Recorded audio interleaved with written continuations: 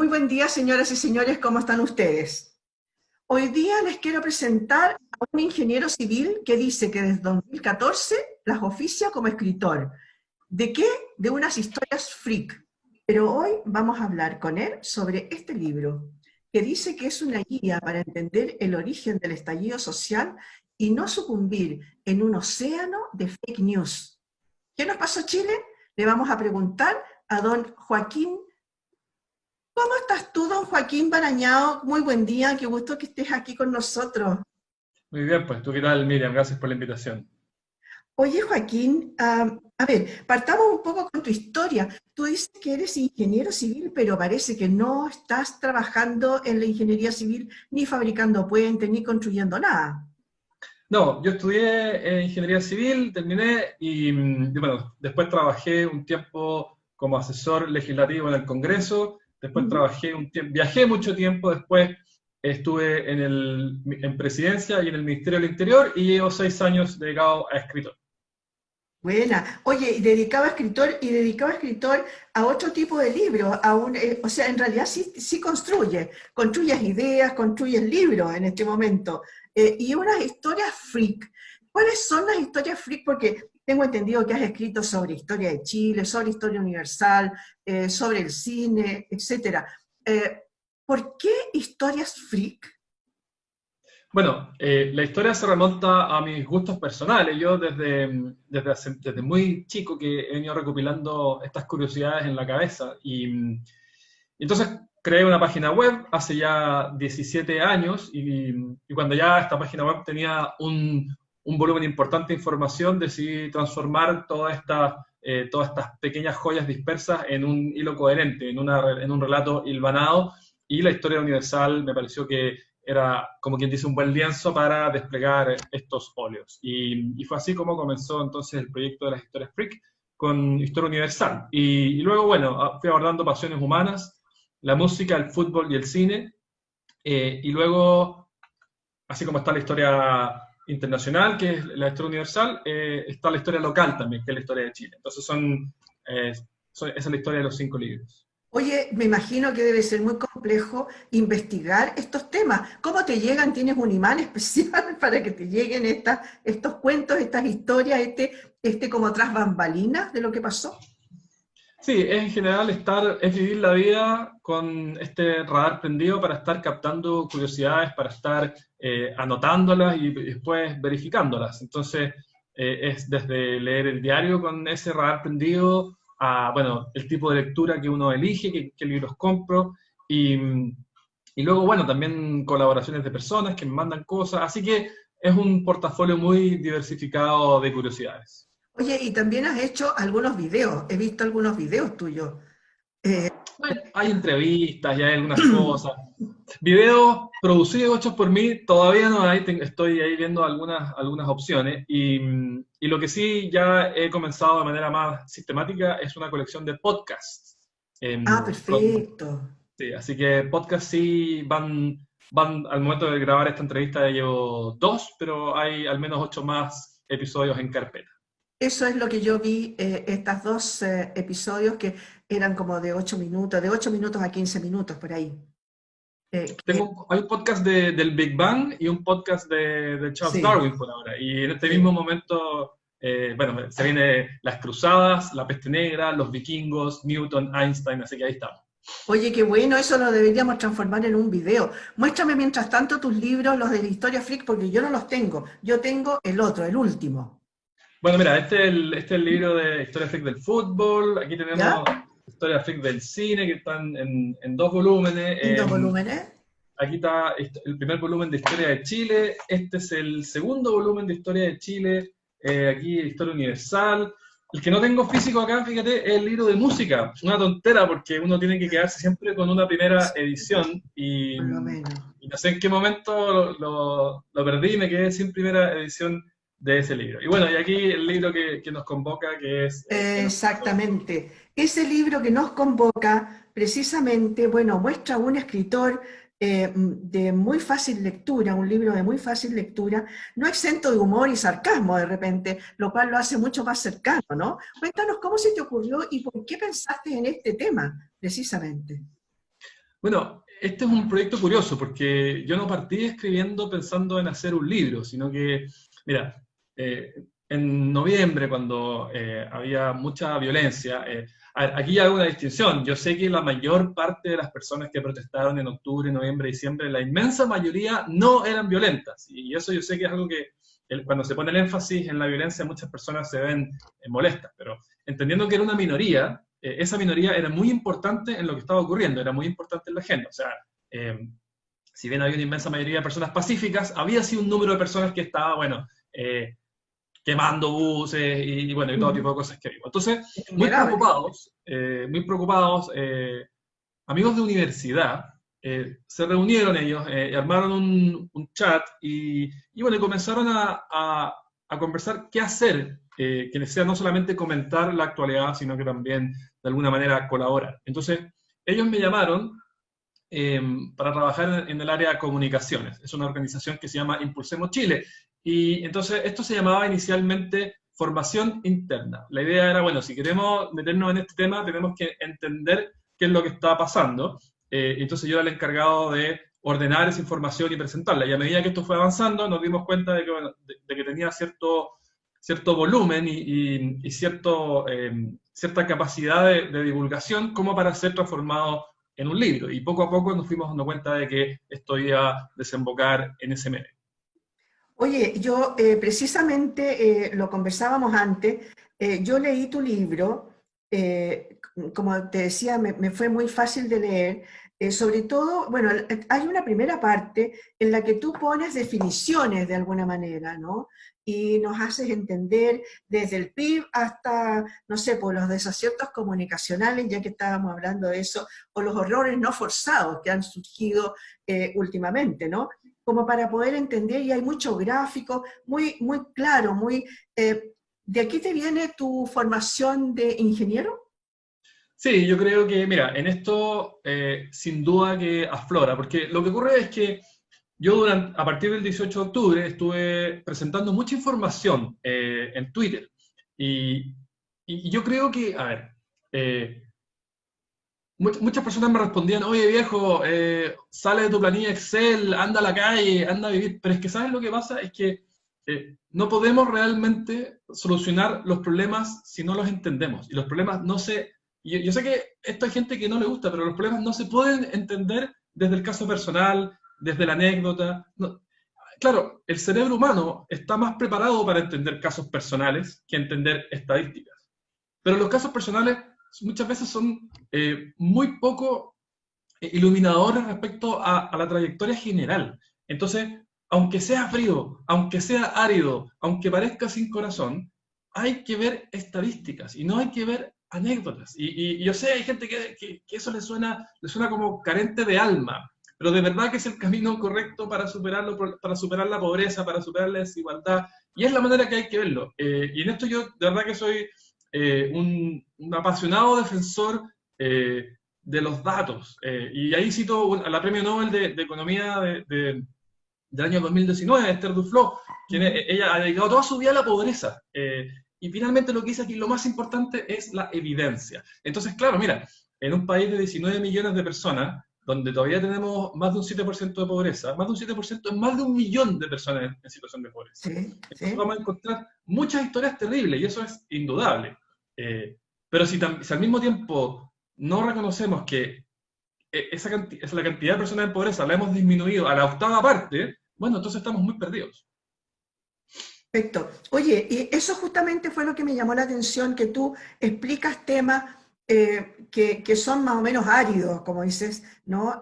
Pero que son fácilmente de entender. Y hay uno que me llamó la atención, porque tú en la primera parte de este libro nos hablas de desigualdad, el tema de las deudas, de las pensiones, de la educación, de la salud, etcétera, y también aquello que está absolutamente vigente hoy con el tema de los abusos y la sensación de impunidad en la que ha quedado esas personas, digamos, esos abusos que han quedado como que, no pasó nada, y claro, porque tenían plata o porque eran los dueños de una empresa, etcétera. Coméntanos un poco de eso porque ahí hay una gran cantidad de fake news que llegaron a través de los medios de comunicación. Sí, me parece que es muy acertado, como tú lo planteas, la sensación de impunidad, y no es realmente impunidad, porque, a ver, eh, nosotros en Chile vivimos una seguidilla de destapes de casos de colusión, lo que Ujú. es lamentable porque la verdad que es enfurecedor. Y todos nos enfurecimos, imagínate el papel higiénico, los pollos, un desastre.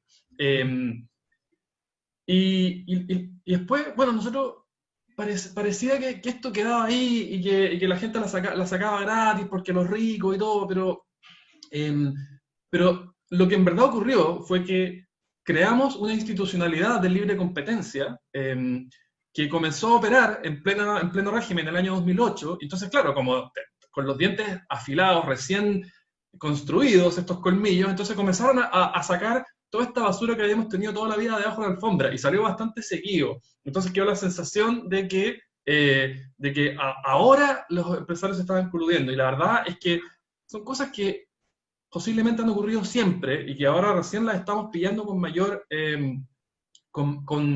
diligencia.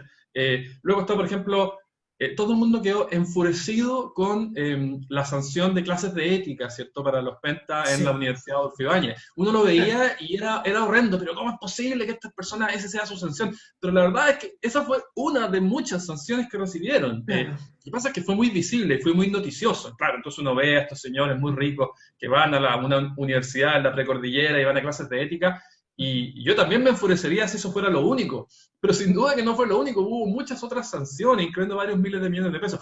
Podemos discutir si es suficiente o no, y esa discusión es perfectamente legítima. Alguien puede mirar todo el listado de sanciones y considerar que sigue siendo insuficiente. Ok, tengamos esa discusión. Pero lo que no podemos simplemente afirmar es que la sanción fueron las clases de ética, porque objetivamente eso no fue así. Ahí entonces a lo mejor una falla en los medios de comunicación que nos dejan nos dicen algunas de las informaciones, alguna parte de la información que, como dices tú, es más sentimental que basada en datos concretos. Claro, mira, pero yo creo que yo no recuerdo haber visto las noticias de cuando los mostraron entrando a las clases de ética en la Universidad Ujú. de Alfibáñez, pero lo que sí vi mucho es el incesante martilleo por redes sociales. Y yo creo que eso es un problema más grave. O sea, si uno lee el diario, va a decir, probablemente va a estar el listado de Sí, sanciones. Lo que sí. ocurre es que esta cámara de eco permanente, que son las redes sociales que te están una y otra vez repitiendo y repitiendo y repitiendo que el abuso, que el abuso, que el abuso. Entonces, la gente que consume dichos medios, que no son realmente medios de comunicación, sino que son más bien plataformas de intercambio, Ujú. yo creo que eso es lo que va reafirmando la idea. Yo creo, por ejemplo, que si uno ve el chiste de las flores del entonces ministro de Hacienda, Felipe Larraín, Sí. yo personalmente creo, mira, yo sé que mucha gente va a estar en desacuerdo conmigo, yo considerando Ujú. que la inflación de ese mes fue cero, me parece que fue un chiste blanco. Uno puede discutir o no si un ministro de Hacienda debe o no hacer chistes. Ujú. Y yo creo que la respuesta es que en realidad no debe hacer chistes. ¿Ah? Eh, pero fue un chiste de buena leche, o sea, ¿y qué es lo que pasa? Que se presenta eso después durante meses, te martillan con que se está riendo de Ujú. nosotros, con que se está burlando, y yo creo que queda esa sensación, pero si uno ve el video está en YouTube, yo invito a las personas que nos ven que lo miren, y juzguen si es que ellos creen que el ministro, si la intención del ministro era burlarse de la gente o si Claro. en un momento se le ocurrió un chiste. Entonces, en resumen, mi impresión es que son las redes sociales las que le otorgan cierta intencionalidad eh, que dichas afirmaciones no poseían. Yo creo que fue un error el chiste, pero no creo que haya tenido la intención de burlarse de la gente. Ujú. Oye, y respecto de las redes sociales que tú las tocaste ahora, ¿cómo una persona común y corriente, ciudadano de a pie, se puede dar cuenta cuando una cosa es intencionadamente maligna en el sentido de que no es verdadera y cuando es una opción sí verdadera? Mira, yo paso bastante tiempo en eso, no solamente Ujú. por los temas sociales que nos afectan hoy en Chile, sino también por mi trabajo con las historias freak, de, bueno, intentar verificar cómo separamos el trigo de la paja, qué es verdad y qué Sí. no. Y mira, es difícil dar una respuesta genérica porque todos los casos son distintos. yo creo que lo fundamental es llegar a una fuente que uno considere fiable. Y en esto, claro, todos tenemos estándares diferentes. Muchas personas creen que los medios tradicionales, qué sé yo, que la Tercera o que el Mercurio, ellos consideran que no son creíbles, ¿cierto? Entonces, claro, la gente que cree que todos los canales están coludidos y mintiendo y que todos los diarios tradicionales también, claro, es que el problema es que esa gente es muy difícil convencerla de cualquier cosa, porque ¿a quién le Mm. cree uno?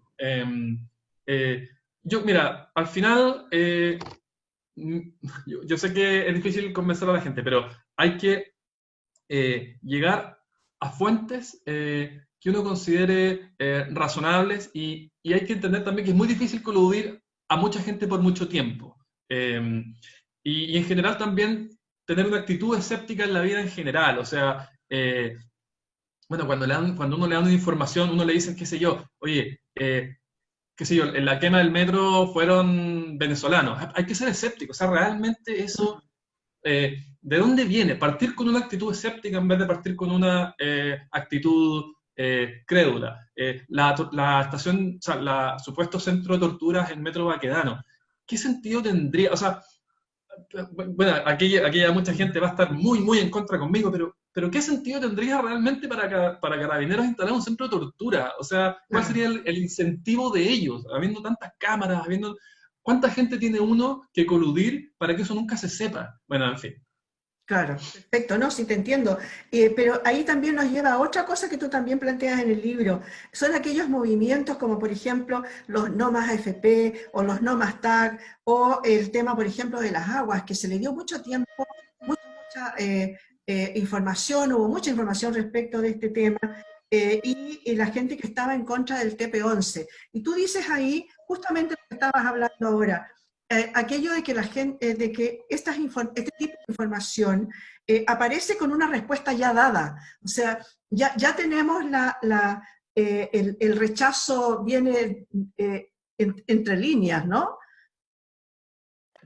Sí, mira, hay mucha información claro, que pareciera que ya está cocinada de antes y que Ujú. no hay mayores decisiones que tomar. Y en eso es importante estar bien informado, o sea, de verdad, el tema del agua, por ejemplo, hay que ir más allá de la consigna y hay que a veces, si uno cree que el futuro de Chile está en juego, que hay cosas importantes, que hay que hacer reformas, bueno, hay que, darse el tiempo de leer más allá de la consigna, de leer más allá del tweet, de leer más allá de la publicación del amigo de Facebook.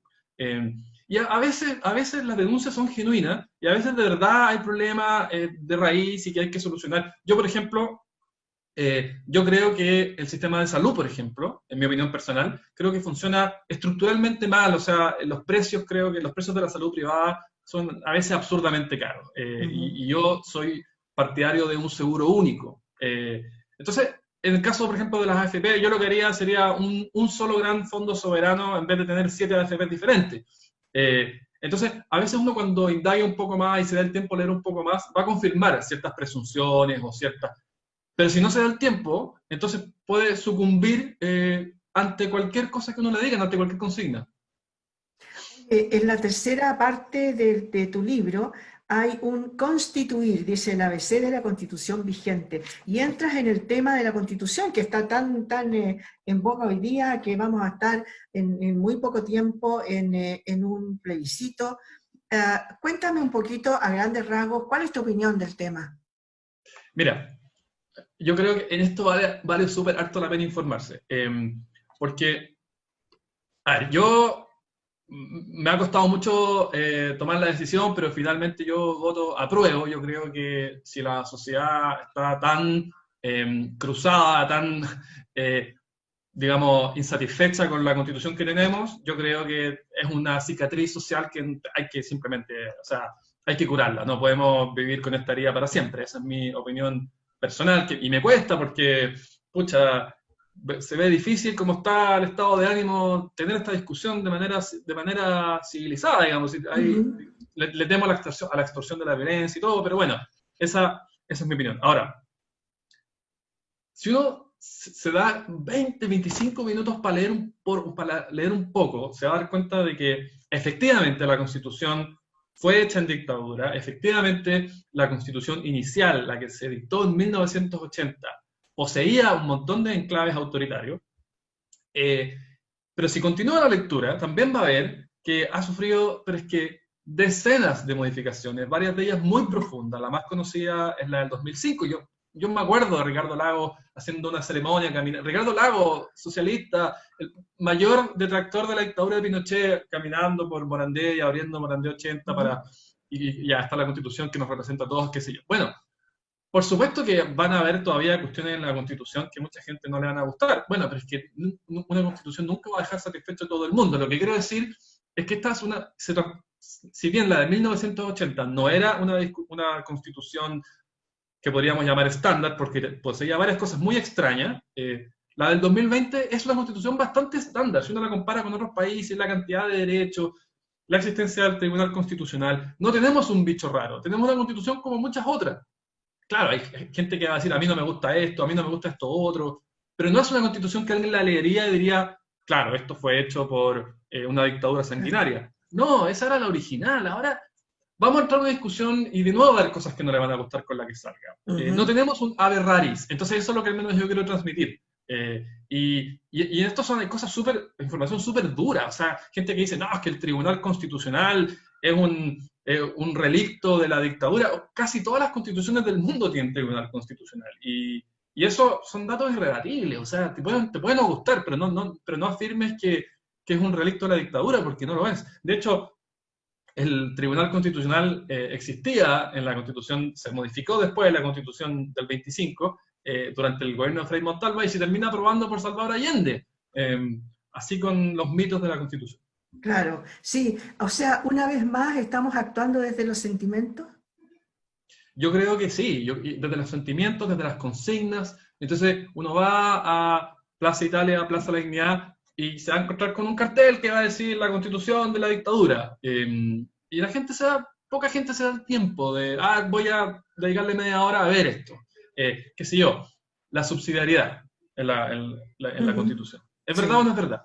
Bueno, mira, la palabra no está, y lo que sí hay es una norma que establece que si es que el Estado quiere llevar adelante actividades empresariales, si el Estado dijera, ya, quiero ponerme a fabricar computadores, quiero explotar litio, no es que no pueda hacerlo, sino que requiere de la autorización del Congreso, con cierto quórum.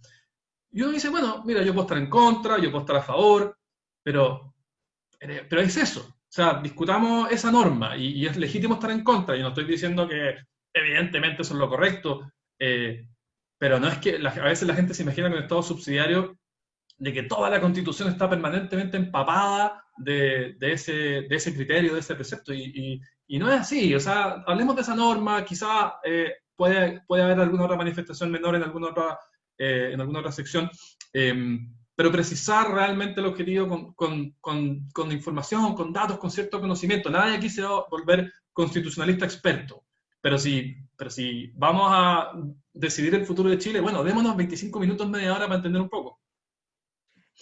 Yo estoy de acuerdo contigo, pero también creo que deberían existir más personas como tú que son capaces de bajar el nivel a cualquier persona, para que cualquier persona la entienda, porque en general uno le tiene un poco como de reticencia a, por ejemplo, a leer, no sé, te voy a inventar, el Código Civil, porque tiene palabras que no son de uso diario, que no son de fácil comprensión, muchas de ellas, por aquello de que los abogados en general usan un lenguaje bastante restrictivo en el sentido de que la palabra sea específica lo que quieren decir.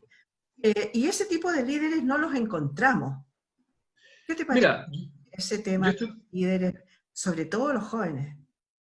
A ver, yo estoy de acuerdo contigo que no es bueno leer estos textos legales directamente si es que uno no tiene la formación. Yo creo que si es que uno quiere enterarse de la Constitución, no es el mejor camino leer directamente la Constitución, si es que no hay formación jurídica detrás. Porque es árido, es aburrido, y hay algunas cosas que cuesta entender, a veces te remite a otras cosas.